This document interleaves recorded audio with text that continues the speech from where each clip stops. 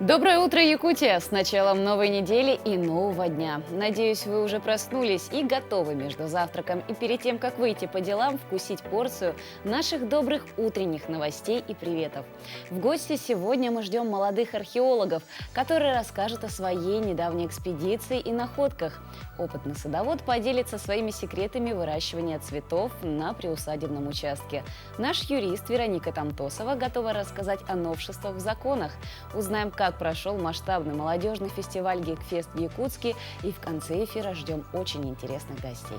Впрочем, все секреты раскрывать не будем, все по порядку. И я напоминаю, что мы работаем в прямом эфире и всегда рады вашим вопросам. Задавайте их нашим гостям, присылайте поздравления родным, друзьям со знаменательными датами на наш телеграм-канал, который вы сейчас видите на своих экранах, ну а также по номеру 8 914 273 44 88. По традиции мы начинаем наш эфир с информацией о погоде. По данным Якутского гидрометеоцентра, в 6 часов утра температура воздуха в центральных районах составила 10-12 градусов со знаком плюс. В заречной группе от 9 до 15 тепла, в южных в это утро в Нерингре плюс 10, в Алдане плюс 11. В Вилюйской группе от 8 до 14 тепла, в Нижнеленских 14, а в западных 5 градусов в Мирном и Ленске, плюс 10 градусов в Алекминске.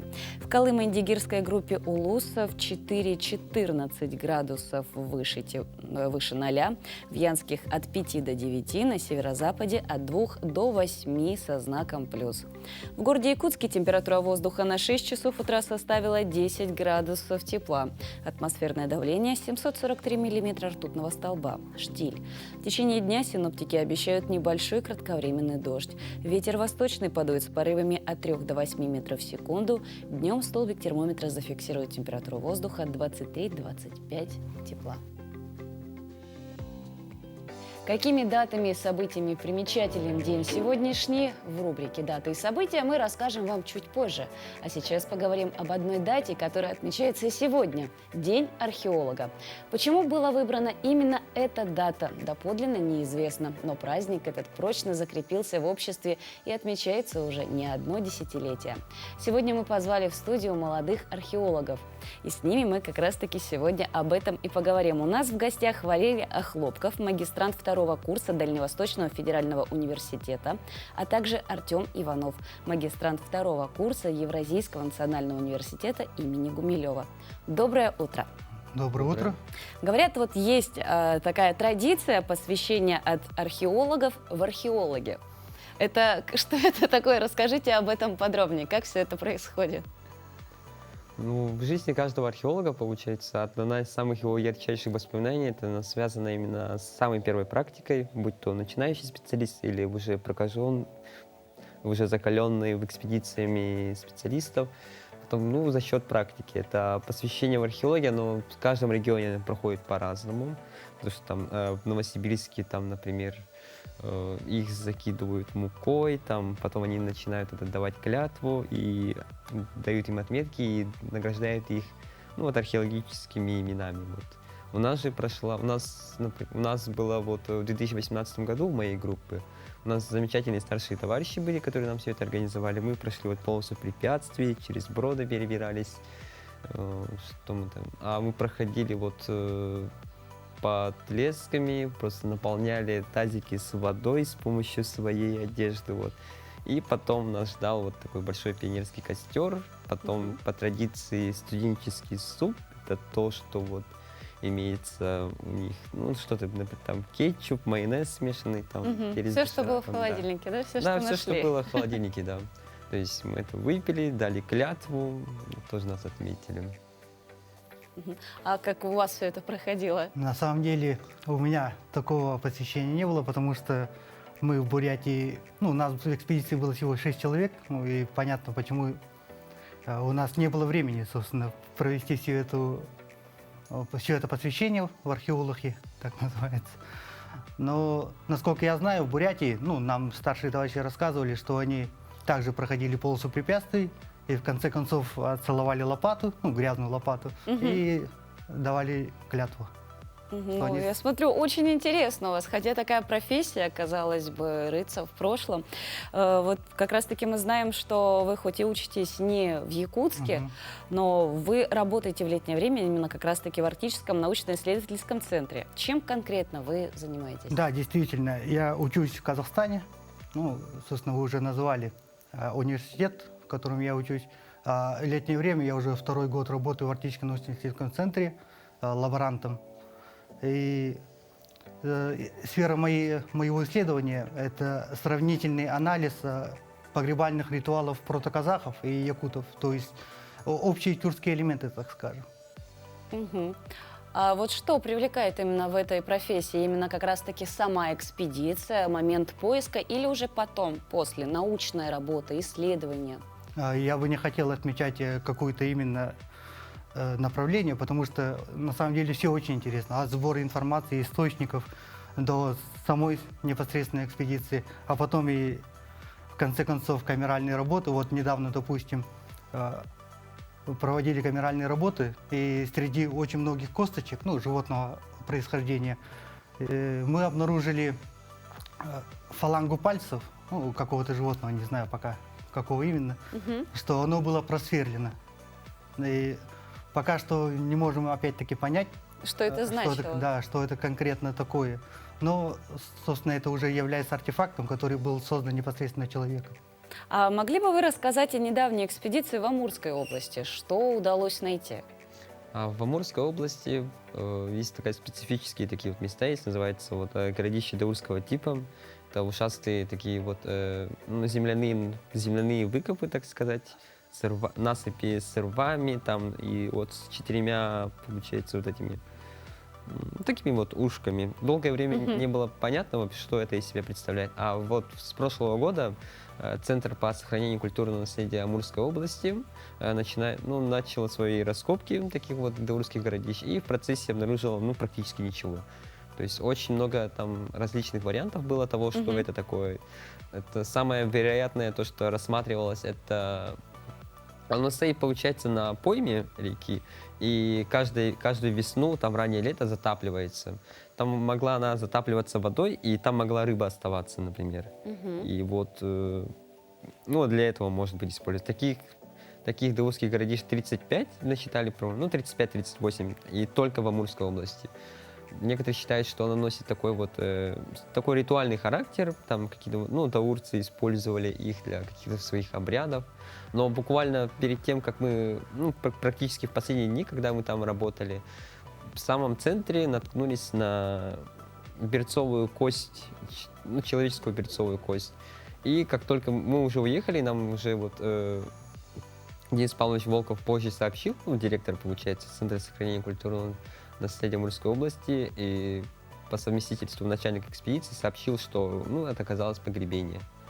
То есть, ну, пока с датировками не ясно. Да, там еще непонятно, впускное это погребение или Мгм. оно было уже тогда закопано. То есть погребение имеет, как сказать-то, Срок давности? нет, период той же застройки, что и городище, или оно было позднее закопано. Пока непонятно, выявляют только. Просто в прошлом году такое же городище раскапывали, но там никаких следов погребения не было. Да. А вот могли бы вы вспомнить на своей практике какая-нибудь самая интересная экспедиция? Либо, может быть, у вас есть, наверное, как и в любой профессии, какие-то свои приметы, может быть, мистические истории?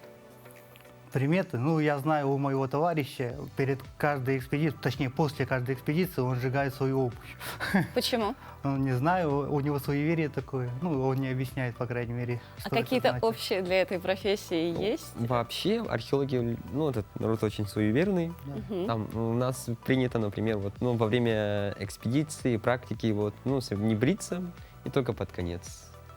Ну, почему-то А, так так это совпадение. специально, это все Да. связано с приметами, а не Да, потому да, что да. у них нет времени, и Да, они... это все с приметами. Мгм. И, ну, я бы не хотел выделять, опять-таки, самые интересные, самую интересную экспедицию, потому что все экспедиции так или иначе интересные, потому что они, во-первых, разновременные, во-вторых, они обычно проходят в разных регионах. Ну, не только Якутии, но и, например, я был в Бурятии, во Владивостоке, в Амурской области, в Казахстане, в Якутии. И поэтому везде интересно, не хотел бы выделять. А что касается нашей республики, вообще для изучения она уже открыта полностью или нам еще придется копать и копать? Ну, она, к сожалению, придется еще очень многое копать. У нас с периодизацией очень хорошую периодизацию построили Юрий Алексеевич Мачанов и Федосеева Светлана Александровна. Просто великолепнейшая периодизация, но она все еще требует дополнения. То есть непонятные моменты там с бронзовым веком, непонятные моменты бывают именно с ранним железным веком. То есть, в принципе, датировки есть, просто памятников больше надо открыть. И, к сожалению, у нас есть такой пласт в истории, примерно начиная со 2-3 века по 12-13, где совершенно пустота просто, то есть тысячи лет, то есть и мы об этом практически ничего не знаем. То есть это может быть связано с тем, что знаете, то, что человек становится как можно более таким, с развитием более стерильным, что ли, меньше мусора за собой оставляет. И плюс у нас специфика региона такова, то, что у нас 3 миллиона квадратных километров, то есть непонятно, где эти люди жили, чем занимались. А какая-нибудь есть у вас мечта, какую экспедицию вы хотели бы посетить, попасть в нее, или, может быть, какую раскопку совершить? Надежд и мечтаний, конечно же, много, но хотел бы, Валерий уже затронул проблематику периодизации, и у нас нет такого периода, как энеолит, то есть меднокаменного века. И я бы лично хотел, чтобы кто-то из нас, или даже не мы, а археологи Якутии, именно Якутии, открыли энеолит. Потому что его нету. Везде он есть, а у нас его нет. А на ваш взгляд, о чем вы мечтаете? У нас есть несколько, если говорить про Якутию, то у нас есть несколько таких объектов, которые заслуживают внимания. Это есть несколько культур, которые пока что из-за отсутствия, большего количества данных, они пока что не признаются. Хотелось бы их исследовать больше.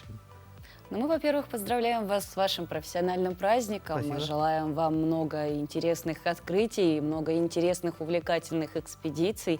Но мы надеемся, что мы с вами не прощаемся и увидимся в следующий раз, то вы придете к нам в студию также с чем-нибудь интересным и действительно что-нибудь новое нам откроете всем нашим телезрителям. Ну и, конечно же, большое спасибо, что в это утро вы пришли к нам в студию и рассказали о своей профессии.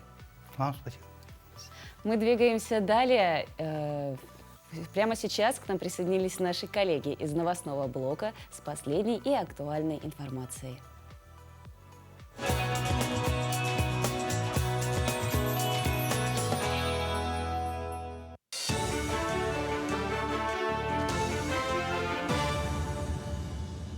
Доброе утро, Якутия, в студии Кристина Якупова. Аграрии России собрали 78 миллионов тонн зерна в этом году, тем самым гарантировав продовольственную безопасность страны. Об этом на открытом чемпионате России по пахоте в Ленобласти сообщил директор Департамента растениеводства, механизации, химизации и защиты растений Министерства сельского хозяйства страны Роман Некрасов. Сезон начался летом. В зависимости от погоды в отдельных регионах страны может продолжиться до ноября. Роман Некрасов добавил, что, несмотря на сложности и ограничения, происходит обновление техники, которая находится в руках отечественных сельхозпроизводителей. В офисе «Точки кипения» в Москве стартовала первая отборочная сессия проекта «Арктический вызов». Это масштабная федеральная программа по целевому привлечению высококвалифицированных специалистов и руководителей в регионы арктической зоны России. Старт программы был дан в июне этого года на полях Петербургского международного экономического форума. Для реализации программы в регионах арктической зоны открыто около 200 вакансий в различных сферах. Вакансии предлагаются разноуровневые, от руководителя почты в ТИКСе до вице-губернатора Мурманской области. Для трудоустройства предлагаются 44 населенных пункта в 9 арктических субъектах. В кадровый проект планируется привлечь более 10 тысяч кандидатов.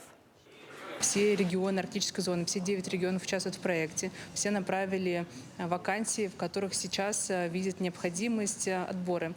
Более того, мы видим большой отклик от потенциальных участников этой программы. Подалось уже больше 1000 участников сегодня на эти 200 вакансий. И сегодня первые 100 из них, прошедшие предварительный отбор, участвуют в групповом. И я думаю, что отрадно видеть такой интерес жителей всей страны к развитию Арктики и конкретным актуальным позициям и вакансиям. Республика Саха-Якутия поддержала проект «Арктический вызов». Мы считаем, что этот проект очень важный и может обеспечить концентрацию определенных компетенций на важных для Якутии, для социально-экономического развития республики задачах. В Ленске обновляют дворы по программе «1000 дворов на Дальнем Востоке». Ремонт идет у домов по улице Первомайская. Там укладывают тротуары, бетонируют подъездные пути с автостоянкой и водоотводом.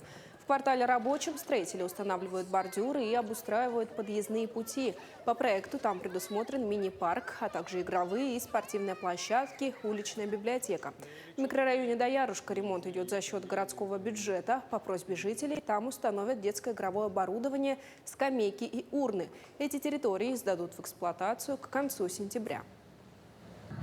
Масштабный фестиваль гик-культуры ЕКТ «Гикфест» вновь собрал всех поклонников комиксов, видеоигр, фильмов и аниме. Молодежный фестиваль проходит в 7-й раз. В этом году организаторы подготовили для гостей и участников обширную программу. Конкурс косплеев, короткометражных фильмов, рисунков. Также в рамках мероприятия приехала анимационная студия «Феникс». Они проводят автограф-сессию, общаются с подписчиками и презентуют проекты. На самом деле у нас сейчас рекорд. Народ очень ждал. Да, Гикфест вернулся, правильно. Я вижу, как люди этого события очень сильно ждали, и у нас сейчас очень много заявок на косплей. В конкурсном косплее важно, чтобы человек сделал все сам. Конкурсный косплей считается, типа крафт. Крафт, я имею в виду, что вот создание вот таких вот сложных вещей, создание подсветки, крутилки, еще какой-то такой штуки, это все конкурсный косплей. И мы оцениваем, как персонаж себя отыгрывает, как было вообще исполнение, полностью вообще детализация. Сегодня день рождения слова «алло». Произносим его мы и даже не задумываемся, почему так говорим и откуда возникла эта традиция. Давайте об этом и других событиях дня 15 августа узнаем прямо сейчас.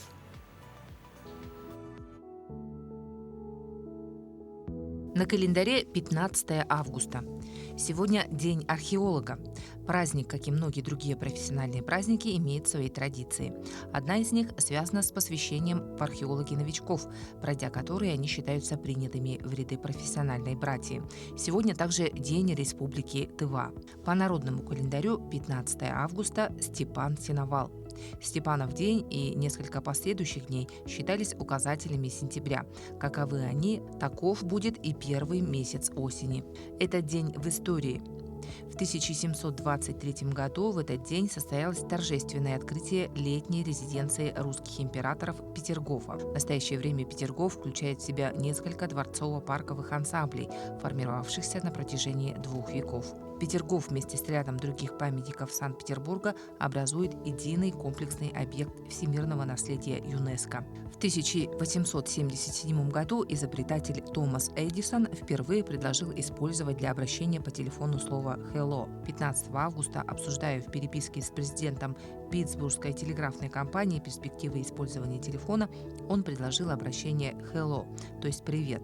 В России оно быстро трансформировалось в «алло». В 1914 году в этот день через Панамский канал прошло первое судно.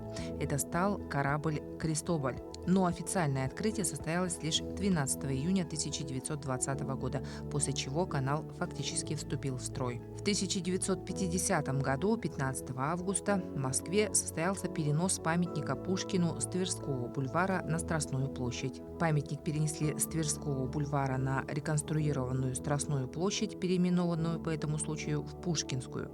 При этом его развернули на 180 градусов и водрузили на мощный бетонный фундамент, значительно увеличивший высоту монумента. В этот день родились Наполеон Бонапарт, французский полководец, государственный деятель, император Франции. Вальтер Скотт, английский поэт, прозаик и историк. Александр Алябьев, русский композитор, пианист и дирижер. В этот день также увидел свет Микаэл Таравердиев, советский российский композитор, народный артист РСФСР. И Георгий Горонян, советский и российский джазовый музыкант. Именины сегодня у Василия, Ивана, Кирилла, Платона, Романа, Степана, Тараса и Федора. Уже середина августа. Многие после отпуска собираются на работу. Родители уже задумываются о предстоящем начале учебного года. В любом случае, всем в это время надо быть в курсе всех актуальных изменений, которые происходят. О новшествах, изменениях в законах расскажет юрист Вероника Тантосова. Доброе утро, дорогие друзья! Мы держим вас в курсе всех событий и сейчас знакомы с изменениями августа. Итак, оружие под счет. Теперь запрещено коллекционировать оружие, которое нельзя купить. Еще уточнили количество пистолетов и ружей, которые можно иметь в собственности. Так, лимит зависит от вида оружия. Согласно поправкам, можно приобрести не более 10 охотничьего, огнестрельного, гладкоствольного или нарезного оружия, а в отношении оружия ограниченного поражения разрешено иметь не более 2 штук. К ним относятся также ОСА, которые используются для самообороны. Будьте внимательны, поправки уже внесены, и необходимо успеть в сроки до 1 месяца до истечения разрешения на документы. То есть вот такие изменения внесены. Поэтому нужно либо реализовать оружие, либо как-то по-другому зарегистрировать. Но теперь коллекционеры попадают в достаточно сложную ситуацию. Самозанятым стать легко. Итак, вы давно хотели стать индивидуальным предпринимателем, но руки не доходили, а вдруг прочитали про самозанятость. Что нужно сделать? Нужно зайти в госуслуги, теперь все просто. То есть и россияне, и члены, получается, граждане, члены стран ЕС, Украины, ДНР, ЛНР теперь могут очень легко получить статус самозанятого. Достаточно в едином портале госуслуг подать заявление, и статус будет присвоен, если все документы квалифицированно, верно вами заполнены. Так, возможен рост цен. У нас изменяется комиссия с продаж. В конце августа перестает действовать сниженная комиссия с продаж социально значимых товаров. Она может быть повышена 2,2%. К сожалению, меры поддержки были введены только до 31 августа. Так что с сентября ждем каких-то изменений. Возможно, появятся другие меры поддержки. И так, и для средств массовой информации небольшая ремарка. С 30 августа Российской государственной библиотеке переходят обязанности и ТАРТАСС. То есть теперь по хранению обязанностей федерального экземпляра документов обязанности переходят именно им, и средства массовой информации должны будут отправлять теперь документы в Российскую государственную библиотеку. Это все новости на август месяц. Обязательно будем в курсе держать других изменений. Спасибо нашему юристу, который всегда по полочкам разложит и объяснит сухие строки закона. Кстати, о порядке. Психологи считают, что ощущение упорядоченности жизни может придавать гороскопы. Так что с этой точки зрения вера в астрологию вполне себе оправдана. Потому что, согласитесь, с помощью астрологического прогноза можно объяснить многие события, происходящие в вашей жизни. Например, человек может вполне себе верить, что его не повысили только потому, что у него начальник стрелец, и не из-за того, что сам сотрудник опаздывал. Но еще многим проще признавать, что у них проблемы с характером. Они так и говорят: я такой человек, потому что я телец. Кстати, к чему все я это? Просто сейчас вас ждет очередной астропрогноз на предстоящие 7 дней.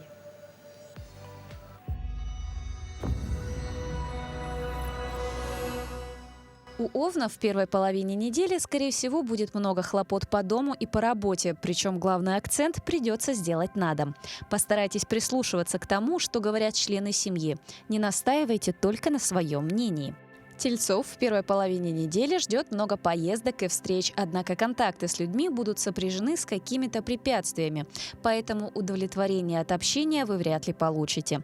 Вторая половина недели располагает к наведению порядка в доме. Попробуйте вернуться к решению некоторых хозяйственно-бытовых вопросов, которые ранее были вами отложены. В первой половине недели близнецам будет сложнее решать материальные вопросы. Не исключено, что вам придется заниматься ремонтом или покупкой каких-либо вещей взамен утраченных или поломанных. Потребует внимания отношения с друзьями. Вторая половина недели будет связана с приятными поездками, интересным общением, романтическими отношениями. У раков, состоящих в браке, в первой половине недели могут возникнуть трения с партнером. Ваша мягкая и подчас излишне уступчивая позиция может быть воспринята любимым человеком как сигнал ко вседозволенности. Поэтому вы можете столкнуться с проблемой, как удержать под контролем партнера по браку. Вторая половина недели складывается намного более спокойно и гармонично. В первой половине недели львам следует позаботиться о своем здоровье. Ваш иммунитет сейчас ослабевает, что делает вас уязвимым к воздействию вирусных инфекций. Принимайте профилактические меры, делайте все, что способствует укреплению защитных сил организма. Вторая половина недели покажет вам, что рано унывать, и у вас все может получиться так, как вы хотите. Дев потянет тянет на сумасбродные поступки. Опьяняющее чувство личной свободы может привести к самым неожиданным последствиям. В эпицентре вашего внимания окажутся дружеские и любовные отношения.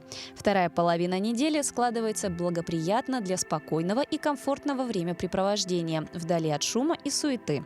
Скорее всего, вам захочется побыть в одиночестве, поэтому следует позаботиться о том, чтобы были созданы соответствующие условия. У весов в первой половине недели наблюдается напряжение во многих жизненных важных сферах. Основной зоной нестабильности станут партнерские отношения. Вторая половина недели откроет вам новые горизонты. Вы познакомитесь с новыми людьми, расширите круг перспективных знакомств. Скорпионам в первой половине недели предстоит много поездок, которые, однако, могут быть сопряжены с неприятностями. Прежде всего это относится к тем, кого эти дни застали в туристической поездке. Вы можете столкнуться с транспортными неурядицами, долго ожидать рейс самолета или простоять в пробке. Вторая половина недели позволит вам добиться поставленных целей благодаря покровительству влиятельного человека. Стрельцы, вы и любимый человек будете готовы делать неожиданные сюрпризы друг другу. Проблемой может стать то, что не все ваши оригинальные задумки найдут одобрение у партнера. И наоборот. Козерогам, состоящим в браке, звезды советуют проявлять больше внимания и заботы к партнеру. Ваша склонность к жестокости и твердости при отстаивании своих принципов может нанести непоправимый ущерб гармонии супружеских отношений и семейному благополучию. Нельзя брать всю власть в семье в свои руки.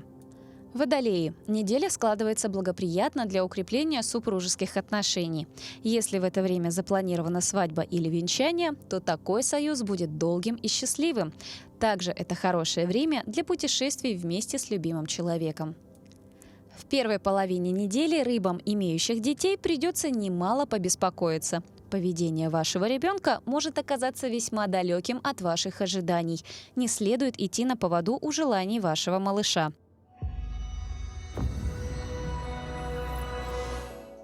Уж кто точно сверяет свою жизнь со звездами и лунным календарем, так это, наверное, дачники. У них сейчас самая хорошая пора. Урожай еще зреет на грядках, работы уже не так много на участке, а глаз радует щедро распустившиеся цветы. У кого-то их немного, кто-то предпочитает выращивать их в горшках, а вот, к примеру, опытный огородник Василий Виштак, у которого гостила моя коллега Юлия Михайлова, очень любит цветы, и он поделился с некоторыми секретами по их выращиванию. Наша квартира превращается в оранжерею. В оранжерею. Это не в оранжерею. У нас более 300 до 500 получается стаканчиков рассады. Сначала, значит, в общем этом, а потом я начинаю их, значит, пикировать и уже пересаживаю каждой отдельности уже в этом. Свой сначала в лоточек. Да, да. А вначале вы просто сеете. Да, прям да, вот, да. Что взошло, что крепенькое такое, вот, да, я сразу потом пересаживаю и его, вы и сразу все, начинаете да. пересаживать. Ну, То тут, есть, да. Да, берите на вооружение. Примерно сколько вы высаживаете, ну, получается у вас, допустим, шафрана, вот сколько у вас тут стаканчиков, ну, скажем так, когда они были малышами совсем? Ну, вот здесь, ну, вот шафранов самих... Ну, штук 100, наверное. Да, 100, где-то 100 с лишним, потому что это... С ума сойти. Да. Какого размера они вырастают у вас, вот начиная с, ну, с марта? Ну, вы знаете, по-разному, где-то сантиметров 8. 8, да? Да, я их начинаю пересаживать. А потом они где-то сантиметров 12, 13, 15, и уже как раз мы подходим для того, чтобы уже их сюда высаживать, в общем-то, в грунт. А до этого вы у себя на балконе их там как-то немножечко проветриваете, там как-то, ну, скажем так, закаливаете? Конечно. Все-таки у нас, извините меня, ну, мы живем на вечной мерзлоте. Я балкон сделал, значит, у нас условно теплый, как, значит, от кухни. Значит, он не отапливаем специально, но с кухни я его утеплил и стены, и потолок. Он как терраса получается. И поэтому для рассады изумительная. Там вот он и сам весь в цветах у нас, и весущие цветы разные есть. Поэтому он превращается там в маленькую оранжерею. Ну все, и подоконник, и весь дом. Поэтому... А сюда уже вот в грунт вы высаживаете примерно в какое время? Ну, вот уже как, получается, значит... В июне? В июне, да. В июне, когда земля Да, прогреется, вот бывает, да? вот уже раньше, помните, тепло было уже в конце мая, а в этом году как-то так. Вот где-то в июне, в начале, да. А вы не боитесь заморозков там, или вы как-то их накрываете? Есть у меня укрепляете? специально... Потому что, дорогие друзья, у нас все-таки в начале июня, как правило, особенно у нас здесь на Вилюйском тракте, обычно ударяют морозы, да, слегка такие. -2 бывает, -1, даже до -7, по-моему, как-то было. Да, ну да, видите, тут То еще есть, меня, дальше я идет почему лед цветы просто. поднял в короба, чтобы не на земле садить, чтобы немножко земля не так промерзала. Им было тепло. Да, потому что вот если на земле садить, вот для, допустим, ну, растений, моркови, для свеклы лучше, конечно, чтобы не было вот этих коробов. А для цветов вот как раз... Вот эти короба и необходимы. Доброе утро всем, кто присоединился к нашему эфиру. Время завтракать, собираться на работу. А что делать, если живешь один, и когда целый день тебе дома нет, а домашний питомец весь день страдает взаперти в квартире? Вот сотрудники Челябинского IT-компании, им повезло. Им разрешили приходить в офис с домашними питомцами. Желающих пользоваться такой возможностью оказалось немало. В офисе теперь можно увидеть пушистых работников, хомяков, кролика и даже ретривера. Идея пришла во время карантина, когда работники общались онлайн по видеосвязи вместе с домочадцами. После снятия ограничений коллеги перенесли домашнюю атмосферу в офис. Здесь есть такой момент антистресса, да, то есть это, опять же, немного отвлечься от рабочих моментов, да, погладить ее, плюс это дополнительный контакт с коллегами, то есть все интересуются ими. Вот. Насчет идей, действительно, немного находишься в такой нирване, когда гладишь ее, она очень мягкая, и посещают более, наверное, такие спокойные идеи, то есть она умиротворяет и позволяет в работе немного спокойствия прибавить. Во избежание конфликтов между животными коллеги заранее договариваются, кто кого планирует взять с собой. Самое главное правило, чтобы животное было воспитанным, не кидалось на коллег, не ело еду со стола, не писала, не какала. Вот. Но, к счастью, все питомцы наших сотрудников, они все достаточно воспитанные. Также руководитель оценил, как эксперимент повлиял на продуктивность работы компании. Как только появляется какой-нибудь питомец, все начинают улыбаться, общаться с ним.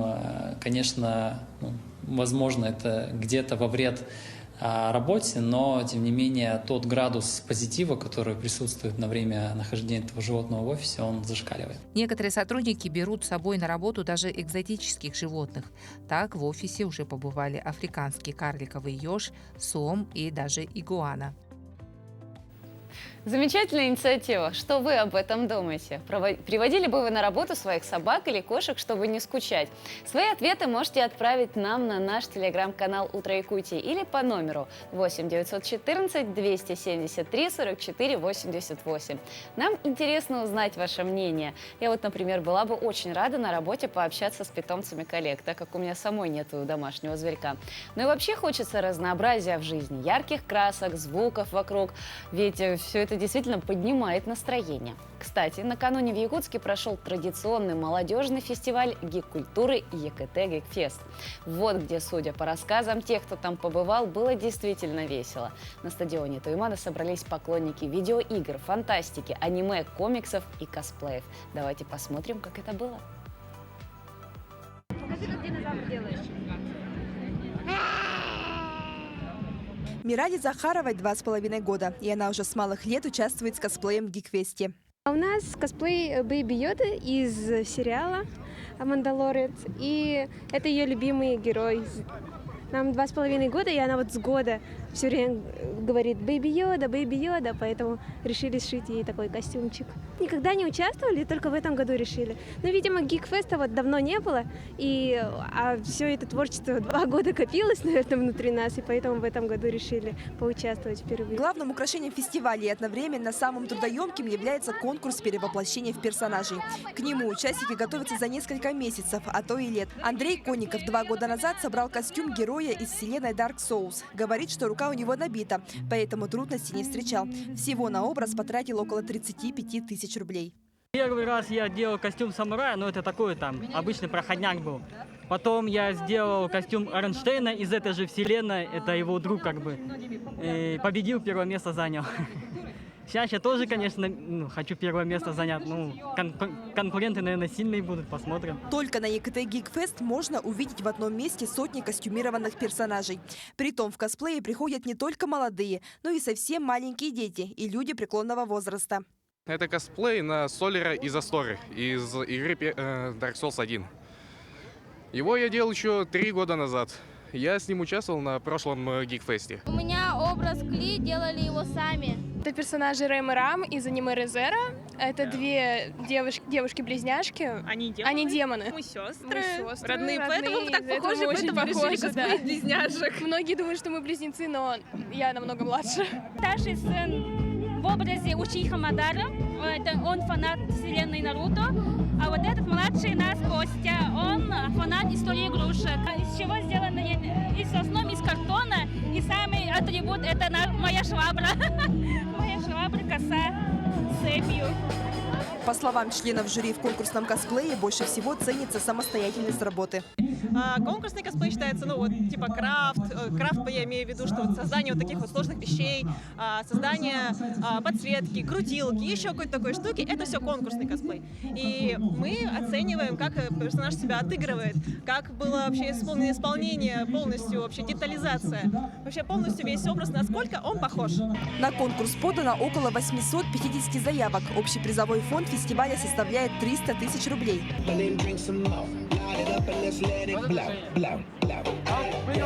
Танцы, песни, общение с единомышленниками. ЕКТ Geekfest действительно ждали многие. Фестиваль собрал тысячи любителей популярных культур. На самом деле у нас сейчас рекорд.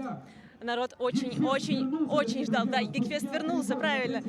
Я вижу, как люди этого события очень сильно ждали. В этом году площадкой для Geekfest стал большой стадион Туймада. Здесь организованы десятки различных точек, начиная с фудкорта, танцев, развлечений и интересных игр. Например, можно сыграть в большую игру «Башня».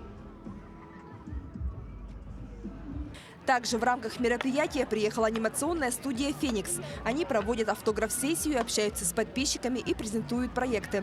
ЕКТ Geekfest проходит с 2014 года. На сегодняшний день он является уникальным и единственным на всем Дальнем Востоке. Светлана Амосова, Павел Пахомов, Якутск.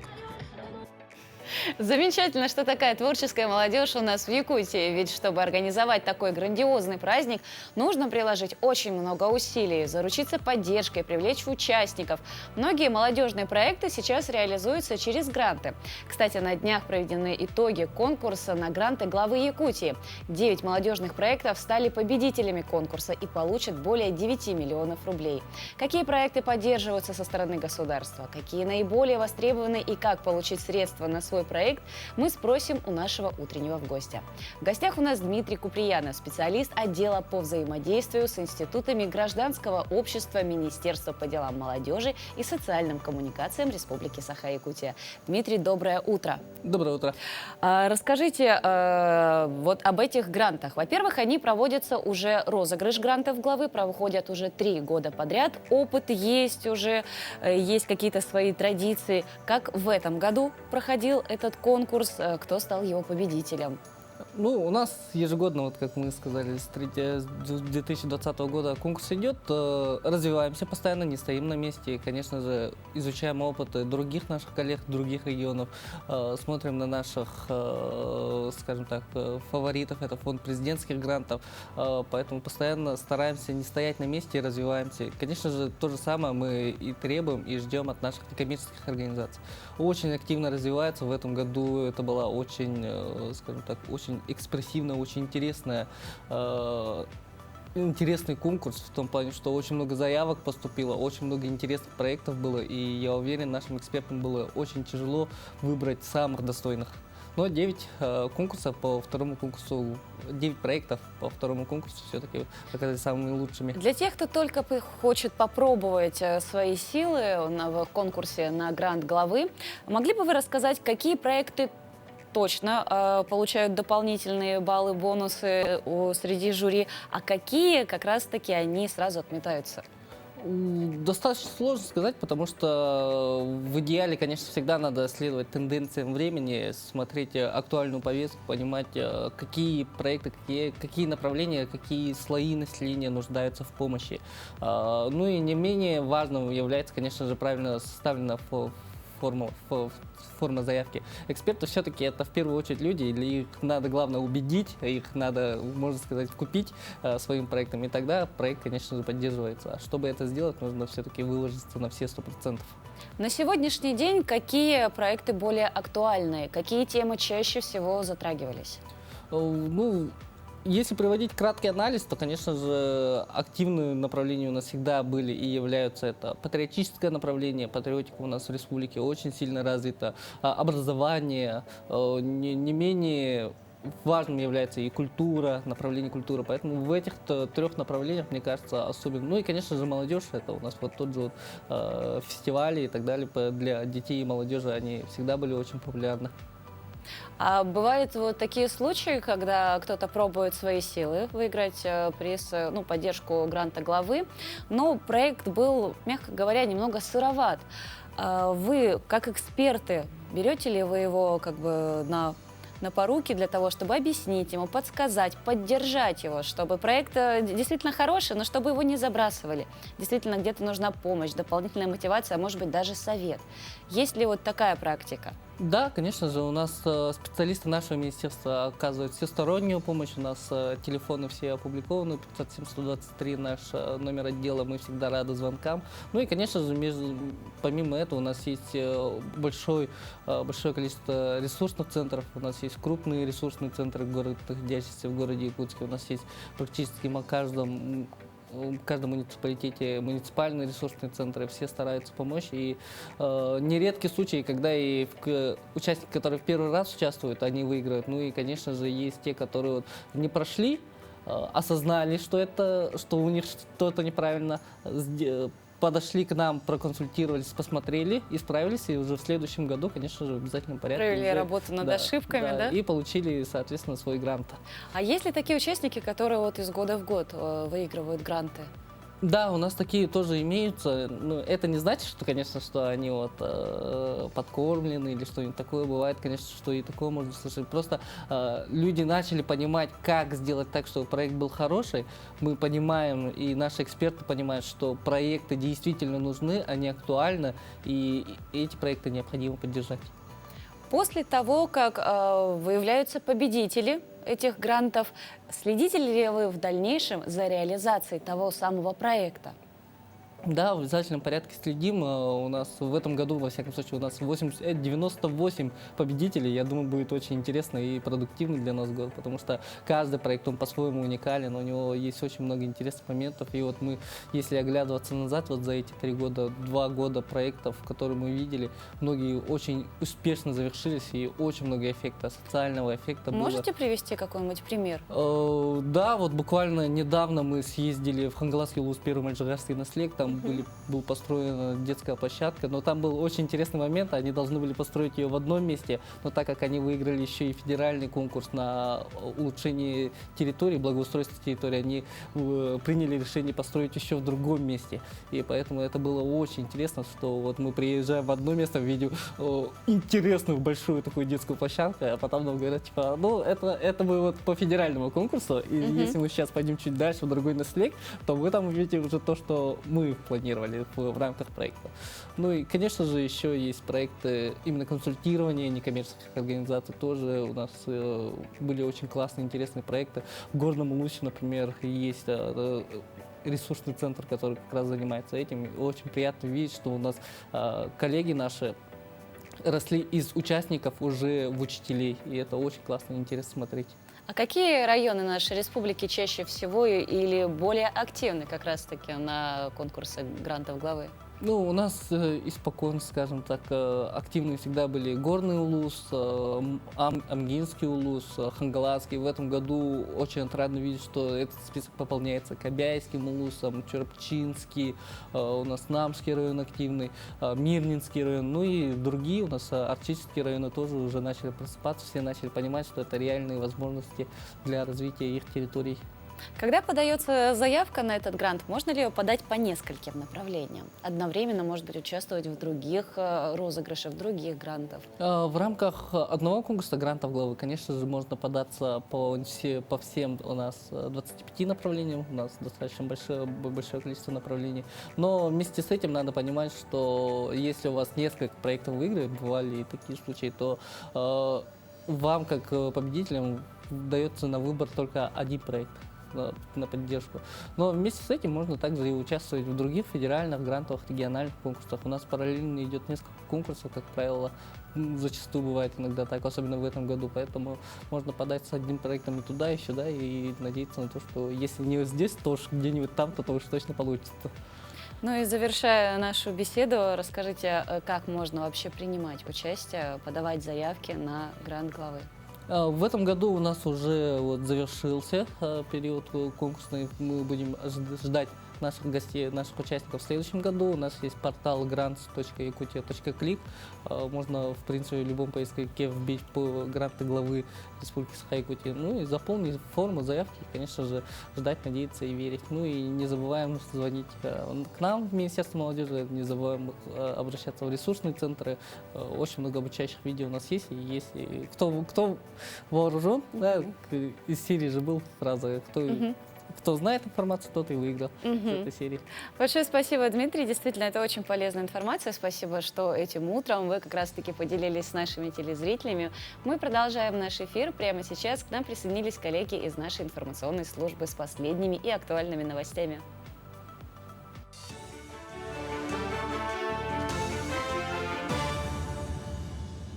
Минфин России разработал проект постановления, предусматривающий распространение программы семейной ипотеки под 6%. Это позволит семьям с детьми получить ипотечный кредит по льготной ставке до 1 июля 2024 года при условии рождения ребенка до 31 декабря 2023 года. Предполагается, что в связи с продлением семейной ипотеки в 2023 году будет выдано 166 тысяч кредитов. Сейчас программа распространяется на семьи, в которых ребенок родился с 1 января 2018 года до 31 декабря 2022 года. При этом взять такой кредит можно до конца 2023 года. Все российские банки подключат к платформе цифрового рубля. Об этом регулятор сообщил в проекте основных направлений единой государственной денежно-кредитной политики. Отмечается, что в 2025 году Центральный банк планирует реализовать офлайн-режим цифрового рубля, осуществить подключение небанковских финансовых посредников, финансовых платформ, биржевой инфраструктуры. Поэтапный процесс внедрения цифрового рубля даст участникам рынка возможность адаптироваться к новым условиям. При необходимости Банк России готов ввести количественные ограничения по операциям с цифровым рублем, в частности, в отношении размера средств в цифровом кошельке, объема операций. Также Центральный банк считает, что введение цифрового рубля не приведет к масштабному оттоку средств с банковских депозитов. Глава Якутии поручил ускорить сенокосные работы в Верхоянском районе. При плане в 8200 тонн заготовлено всего 880 тонн сена. Минсельхозу и Минфину необходимо довести пострадавшим от паводка населенным пунктам средства на кормозаготовительную кампанию. Для организации работ в Верхоянский район вылетит министр сельского хозяйства Александр Атласов. Кроме того, будет организована доставка кормового овса для обеспечения хозяйств района. Груз доставят на вертолете Ми-26 МЧС России. Также в ближайшие дни необходимо завершить обработку поступивших от граждан заявлений на получение материальной помощи. Между тем, уже известен предварительный ущерб пострадавших от паводка в Верхоянском и Кобяйском районах Якутии. Он составил порядка 300 миллионов рублей. Юные якутяне могут принять участие в акселераторе школьных проектов. Набор на второй поток проходит до 18 августа. В мероприятии могут принять участие школьники 8-11 классов, интересующиеся IT-технологиями, исследовательской, предпринимательской деятельностью. В этом году участников ожидает насыщенная программа, доступная в онлайн и офлайн форматах, увлекательный путь от генерации идей до создания работающего IT-продукта, интересные мастер-классы, интенсивная командная работа, а также новые знакомства и уникальный опыт. Также у участников будет возможность получить 100 тысяч рублей на запуск собственного проекта. Акселерационная программа состоит из 3 основных этапов. Более 80 спортсменов из 13 регионов страны съехались на открытое республиканское соревнование по спортингу. Как отмечают организаторы, география участников обширная. Мероприятие посвящено 55-летию флагмана якутского спортинга, чемпиона мира и Европы Аяла Макарова. Турнир проходит в спортивно-стрелковом комплексе «Берген». Я не первый раз у вас в республике. Я впервые приехал в 2011 году. Я уже видел, какие спортивные праздники вы умеете делать и какие спортивные праздники у вас проводятся. Поэтому я уже понимал, какой это будет замечательный и красивый праздник. Вот. А спортсмены, которые впервые приехали в Якутию, они вот до сих пор ходят под впечатлением. На этом у меня вся информация. Коллеги, передаю вам слово. У нас сегодня много талантливой молодежи в эфире, и сейчас я хочу рассказать о молодых начинающих художниках, выпускниках Якутского художественного училища имени Романова. В столице республики открылась необычная выставка «Корабль. Юность». Экспозиция дипломных работ выпускников 2022 года Якутского художественного училища имени Романова.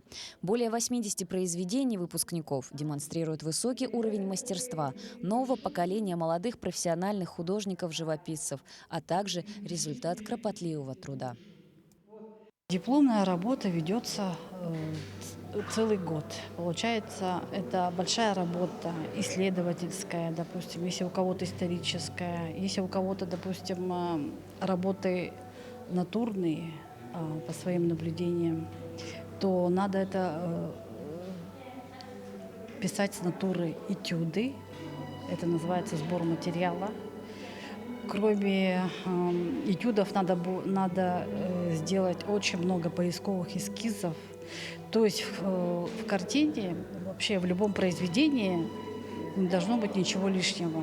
Открытие выставки состоялось благодаря победе в Дельфийских играх, которые прошли в апреле этого года в Красноярске, где студенты завоевали полный комплект наград.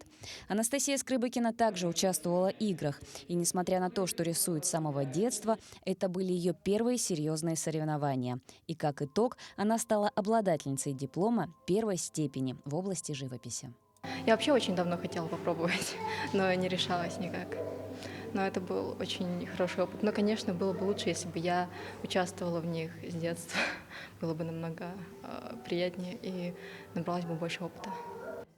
Для выпускников училища это первый опыт в демонстрации своих работ на широкую публику, но тем не менее это большой шаг в их творческом развитии. Возможность почувствовать и осознать, что они не просто выпускники художественного училища, а начинающие художники. Организаторы надеются, что «Корабль. Юность» с каждым годом будет пополнять коллекцию экспонатов и в последующем станет постоянной акцией. Корабль – это как надежды, это как вот я сравниваю с алыми парусами Грина. Это мечта, к которой нужно стремиться и которую никогда не нужно забывать о ней, всегда о ней помнить, и чтобы вот это горело всегда в сердце у всех юных художников. Все гости и жители Якутска смогут познакомиться с работами выпускников училища до 7 сентября в Доме художника. Полина Долинская, Павел Пахомов, Якутск. Из Якутии от красоты художественной давайте теперь наши взоры направим в Исландию, где увидим творение природы. Сотни туристов отправились на вершину вулкана Фаградасьяльфс, чтобы понаблюдать за продолжением извержения. На кадрах, которые вы видите на экранах, люди поднимаются по склону и любуются потоками лавы, вытекающей из жерла вулкана. Вулкан, который, по некоторым данным, не проявлял своей активности на протяжении 6000 лет, проснулся в 2021 году.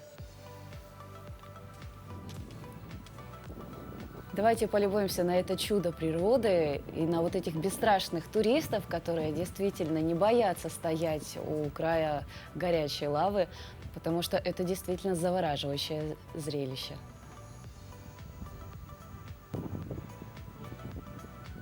А время нашего эфира, к сожалению, подошло к концу. Мы надеемся, что ваш понедельник день не тяжелый, начинается он с отличным настроением. Мы увидимся с вами завтра здесь, на телеканалах Якутия-24 и НВК Саха в программе «Утро Якутии».